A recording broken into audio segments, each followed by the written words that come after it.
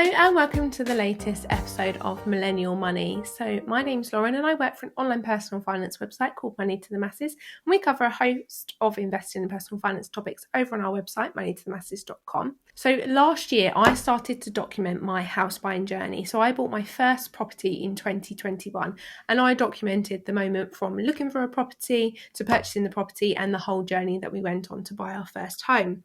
So it's now been a year since I've been in my property, and I am continuing on this series with a little update of things that I've learned along the way. And one thing I would like to share with you is how much it costs to buy a house. Buying a property is likely to be one of the biggest, if not the biggest, purchase you will ever make. But what are the costs that are associated with buying a property? In this video, I'm going to share the costs that I had to make when buying my first home. There may be additional costs associated with purchasing a home, depending on the size of the property you are buying and if you require any additional help. So the initial costs associated with buying a home are the deposit, stamp duty and solicitor fees. These are the costs that most people associate with buying a home, and our deposit was 10% of the purchase price of the property, but this can be lower at 5% or higher if you have saved more or are using equity to buy another home. Stamp duty is another big cost. I did not have to pay stamp duty as I was exempt as a first-time buyer and our property price was below £300,000. Now, if you do owe stamp duty because you're not a first-time buyer or you're buying your second home, then stamp duty is a tiered pricing structure. Therefore, how much you pay varies depending on the cost of the property you are buying. We have an article on the Money to the Masses website which explains more about stamp duty and how it works, which I will link to along with this video. So another cost when purchasing a property is the solicitor's fees. How much you pay the solicitor varies depending on the solicitor that you choose. Don't always choose the solicitor that is recommended by the estate agents, as it is unlikely to be the cheapest. However, in our case, we did actually use the solicitor, and I did find it was definitely more expensive than some of the other options. But we bought our house in the middle of COVID, and the housing market was going a bit crazy, and so many solicitors that I contacted were inundated with house moves and cases. So I just went with the easier option in this instance, and then the hope that because it was one recommended by the estate agent, they would get onto them and chase them to try and help get the house sale through. But you just need to look into this to try and find the best solicitor that works for you. And obviously you want to have a look to see if you can try and save money where you can. So our solicitors actually cost us £1,869.43. So it was expensive.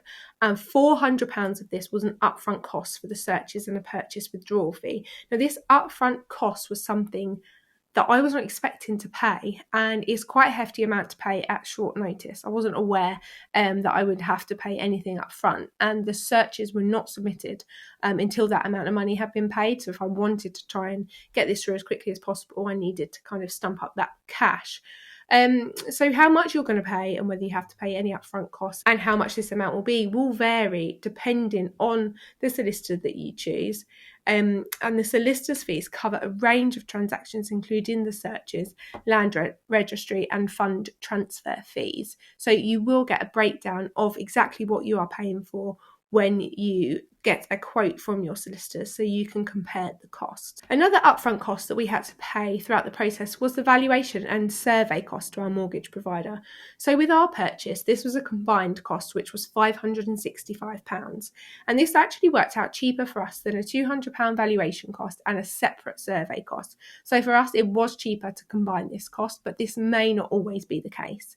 But it also meant that the valuation and the survey were conducted at the same time by the same company. However, unfortunately for us, it was at this point that our property was downvalued, and we then had to come to an agreement on the property price, as the lender was only willing to lend us a set amount based on what they thought the property was worth. So by this point, we have already paid these costs up front, and we are down £965 throughout the process before anything has really happened with the sale, and obviously nothing is confirmed at this point, so it could still fall through. So another fee that we had to pay was the mortgage product fee. Now, we didn't have to pay this up front. You can pay it if you want to, but ours was added to the mortgage. But one thing that I would say with this is the fee is added to the mortgage, which means you are paying the amount over the mortgage term. So you are paying interest on that amount for a set amount of time. So our mortgage product fee was £999, and the mortgage term that we're paying this over is 35 years. So when you are moving home, another fee you may be expected to pay is the mortgage broker fee. Now, we picked a mortgage broker that did not actually charge a fee, but on completion of the sale, she got paid from the lender, and this was just over £800. So that can give you a rough idea of how much you may be charged by a mortgage broker if you go to one who does charge you a fee. However, there's a large proportion of mortgage brokers that do not charge a fee, so look out for this when you are looking for mortgage brokers or advisors. There are also some online options such as Habito. They don't charge a fee, and you can manage everything online, so you don't have to worry about doing things throughout your working day. So obviously, as we were first-time buyers, we didn't have a property to sell, so we didn't have to pay any estate agent fees. But if you are selling a property and using an estate agent to do so, you can expect to pay anything between 0.5 to 1.5%. And depending on the estate agent you use, i.e. a multi-agency, it can be as much as 3%. So remember that the fee is a percentage of the sale price of the property. And according to Zoopla, the average UK house price now stands at £240,800. So a 1% fee would mean paying around £2,400, while a 3% fee would be around £7,200. So do take this into consideration when you are selling a property about the price of the estate agent fee. So it's always worth negotiating estate agent fees, because this is the fee that you are going to be paying based on the sale price on completion. Another cost that you can expect to have when buying a property is removals costs. So we actually moved ourselves because we were first time buyers, so we didn't have a lot of stuff. But if you are a family or you are someone moving to your second or third home, then you may have accumulated a lot of items over time. So removal costs can vary largely depending on how much stuff you have and the distance you are travelling to, but you can expect to pay an amount between £500 to £2,000. So these are some of the costs that you can expect to pay, and I paid before moving into my property, and they don't even include the costs that you then have to pay once you move in. So when we moved in, we had to make a mortgage payment. Now, obviously, everyone knows you have to make your first mortgage payment, but some people, depending on the date that you move into your property, you may be able to pay the mortgage payment maybe 4 to 6 weeks after moving in. So we moved in the August, and a lot of people that we spoke to, because we elected to pay our first payment on the 1st of the month, suggested that we may not have to pay our first mortgage payment till about October. However, we actually had to pay our first mortgage payment in September, and this was less than 2 weeks after we first moved into our property. And I wasn't aware of this. I was hoping that I wouldn't have to pay it until the October. So we were hoping that we would have that amount for our first mortgage spare that we could use to try and get things that we needed in the property. But actually, we had to pay it within 2 weeks of moving in. And our first mortgage payment is usually more expensive than the rest of your mortgage payments.